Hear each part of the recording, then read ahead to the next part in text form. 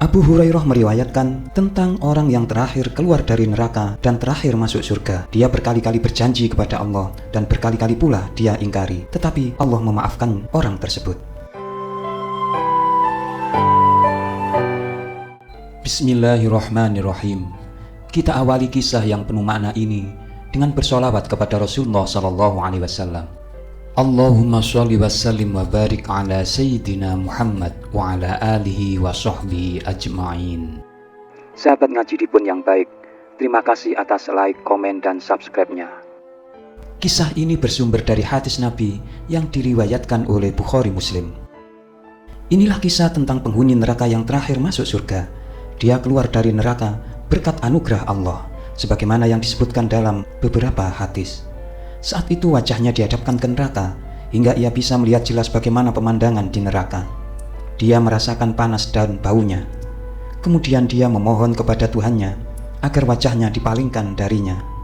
Ya Tuhanku, palingkanlah wajahku dari neraka, sebab aromanya merusak penciumanku dan panasnya membakar kulitku. Dia berdoa dengan permohonan yang dikehendakinya. Maka Allah berfirman, jika aku akan memberimu, bisakah kamu tidak meminta selain itu? Sang hamba menjawab, demi keagunganmu, tidak mungkin aku meminta kepadamu selain itu. Kemudian dia berjanji kepada Allah sesuai dengan janji yang dikehendakinya. Setelah itu, Allah memalingkan wajahnya dari neraka sehingga menghadap ke surga. Sungguh, dia berada di antara siksaan neraka dengan kenikmatan surga.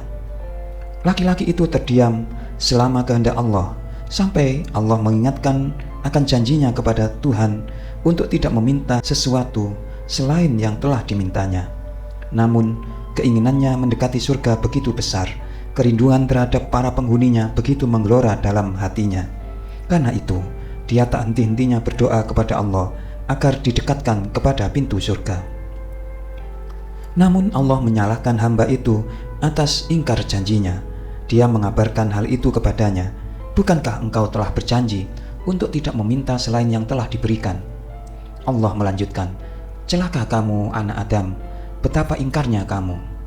Namun laki-laki itu terus memohon, berdoa, dan berharap. Dia kembali menyampaikan permintaannya kepada Tuhan seperti semula, sampai Allah bertanya, jika kamu diberi, bisakah kamu tidak meminta selain itu? Laki-laki itu pun menjawab dengan jawaban semula, demi keagunganmu, tidak. Aku tidak mungkin meminta yang lain. Laki-laki itu kemudian berjanji lagi sesuai kehendak Allah, sampai Allah mendekatkannya ke pintu surga. Begitu berdiri di hadapan pintu surga, pandangannya langsung tertuju pada kesegaran dan kesenangan yang ada di dalam surga. Dari sela-sela pintu, dia bisa melihat bagaimana sungai-sungai mengalir di sana, bagaimana taman-tamannya seakan bernyanyi. Sedikit aroma wanginya telah sampai kepadanya. Terlihat pula bagaimana berbagai kenikmatan meliputi para penghuninya. Dia hanya bisa terdiam selama kehendak Allah, sampai akhirnya keinginannya condong kepadanya. Kesabaran untuk memasukinya telah habis. Maka Allah, Zat yang maha mendengar, maha mengetahui, maha pengasih, maha penyayang, memanggilnya untuk masuk ke dalam surga. Allah berfirman kepadanya, celakalah kamu wahai anak Adam, alangkah ingkarnya kamu. Orang ini menjawab, ya Tuhanku, aku bukan makhlukmu yang paling celaka. Akhirnya kesempatan pun datang. Allah menertawakan keadaannya saat berdoa dan meminta, sekaligus saat mengingkari janjinya demi meraih sesuatu yang diangan-angankan. Siapapun yang ditertawakan Allah, maka sesungguhnya dia adalah orang yang beruntung. Maka dari itu dia berfirman, masuklah kamu ke dalam surga. Dengan begitu terwujudlah angan-angannya, terhapuslah kesengsaraannya, sebab Allah menempatkan dirinya pada ridhonya. Barang siapa dijauhkan dari neraka dan dimasukkan ke dalam surga, maka sungguh ia telah beruntung. Kehidupan dunia itu tidak lain hanyalah kesenangan yang memperdayakan. Al-Quran Surat Ali Imran ayat 185. Setelah memasukkannya ke surga, Allah berfirman kepadanya, berharaplah. Maka hamba itu pun terus berharap sampai habis harapannya. Dan Allah mengingatkannya dengan sesuatu yang belum pernah disampaikannya, seraya berfirman, Allah itu seperti itu padamu, dan orang yang sepertinya akan bersamanya. Sementara Abu Sa'id Al-Khudri pernah mendengar Abu Hurairah meriwayatkan hadis dari Rasulullah SAW. Dirinya hafal bahwa beliau mengatakan 10 kali dari itu juga menjadi hakmu. Kemudian Ibnu Mas'ud juga meriwayatkan dari Rasulullah SAW tentang kisah penghuni neraka yang terakhir masuk surga.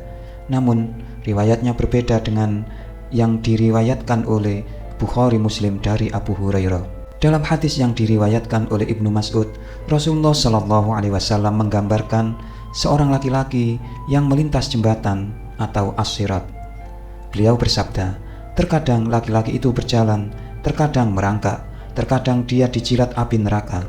Setelah berhasil melintasinya, dia menoleh ke neraka sambil berkata, Maha suci Allah yang telah menyelamatkanku dari neraka. Sungguh Allah telah memberikan sesuatu yang belum pernah diberikan kepada seorang pun dari generasi pertama sampai generasi terakhir. Setelah selamat dari neraka, laki-laki itu berdiri di pelataran antara surga dan neraka. Terlihat olehnya ada sebuah pohon rindang yang ada mata air di bawahnya. Dia lalu berkata, Ya Tuhanku, dekatkanlah aku dengan pohon itu. Aku akan bernaung di bawah naungannya dan akan meminum airnya. Maka Allah berfirman, Wahai anak Adam, jika aku memberimu, bisakah kamu tidak meminta yang lain? Laki-laki itu menjawab, Tidak Tuhanku. Maka dia pun berjanji untuk tidak meminta yang lain kepadanya, dan Allah pun memaafkannya. Sebab dia melihat bahwa hamba itu tak sabar ingin mendapatkan keinginannya.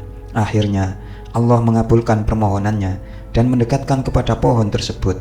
Maka dia pun bernaung di bawahnya dan meminum airnya. Dalam keadaan demikian, terlihat lagi oleh laki-laki itu ada pohon yang lain, bahkan keadaannya lebih bagus dan lebih indah dari pohon tempat dia berada. Daunnya lebat dan air di bawahnya mengalir deras. Karena itu dia memohon lagi kepada Tuhannya untuk didekatkan kepada pohon tersebut. Namun Tuhan justru menyalahkannya karena dia telah ingkar terhadap janji-janjinya, seraya berfirman kepadanya, Jika aku mendekatkanmu kepadanya, bisakah kamu tidak meminta permintaan yang lain? Akhirnya laki-laki itu kembali berjanji kepada Tuhannya seperti sebelumnya. Maka Tuhan mendekatkannya ke pohon tersebut. Dia bernaung di bawahnya, memakan buahnya dan meminum airnya. Dalam pada itu pohon ketiga terlihat di depan pintu surga. Pohon itu lebih bagus dan lebih indah daripada 2 pohon sebelumnya, baik kerindangan, buah maupun airnya. Lebih indah lagi karena ia berada di depan pintu surga.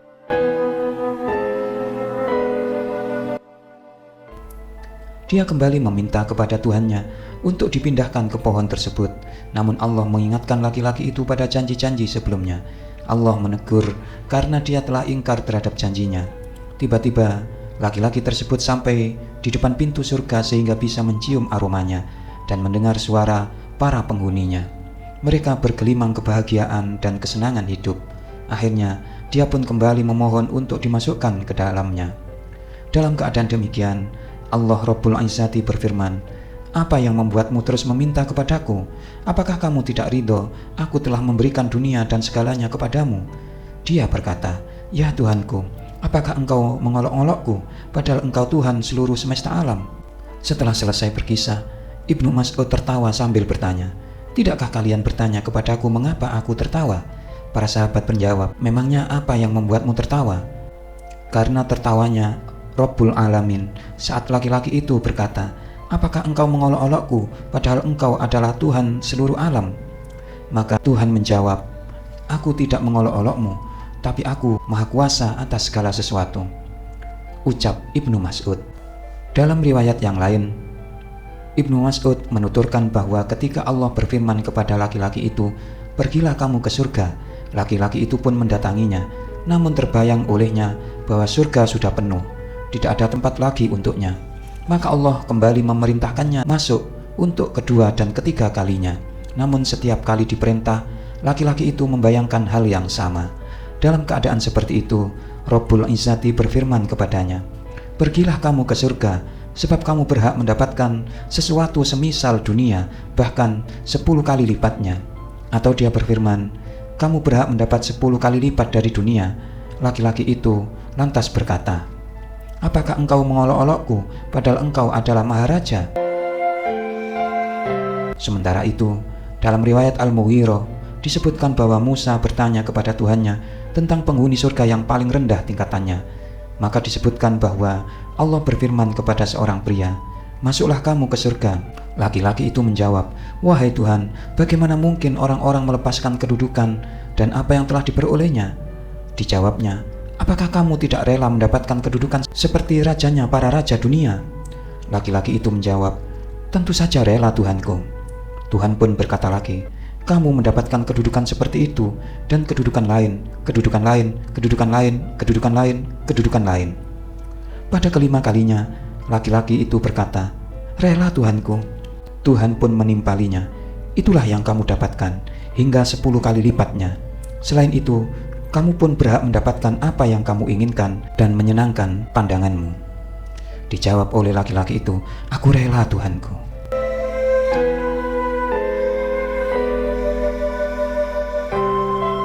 Sahabat ngaji dipun yang baik, demikianlah kisah penuh makna ini. Semoga Allah menjadikannya bermanfaat untuk kita semua. Amin ya robbal alamin. Sampai jumpa pada kisah yang menarik lainnya.